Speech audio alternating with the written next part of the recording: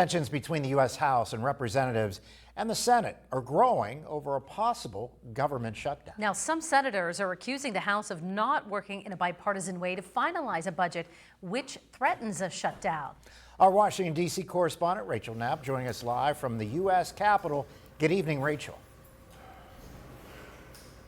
Good evening, Mike and Eva. So Congress has until September 30th to finalize the budget or there will be a shutdown. The Senate is back in D.C. and the House will join them next week, giving them just little time for them to finalize some of these important funding bills.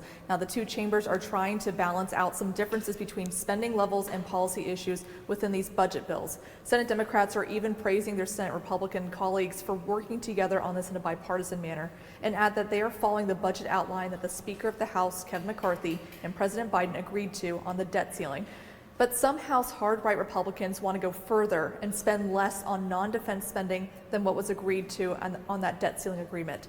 Now, this is causing some concern that the House will be unable to move forward with these bills unless those demands are met. For the most part, the Senate seems united that they don't want to shut down and are encouraging the House to work together to avoid a shutdown. This month, of course, Congress needs to address our nation's most pressing needs with timely appropriations, and we need to keep the lights on from October 1st. McCarthy does have a challenge that the far right of his caucus are unwilling to vote for the budget, and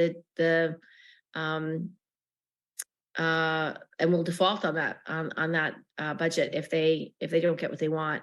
That's a problem. So I think McCarthy should maybe try to talk to Democrats and find a coalition of people who will make sure that the government doesn't shut down. Mike and Eva, on top of these budget battles, Speaker of the House Kevin McCarthy has another battle that he's facing in the House. Some members say that if he can't lower that non-defense spending, that they are threatening to potentially try to oust him from his speakership role. Back to you. That is our Rachel Knapp reporting live from the U.S. Capitol tonight. Rachel, thank you. And you know, according to reports, a government shutdown doesn't necessarily have widespread impacts on the economy unless a shutdown drags on for several weeks.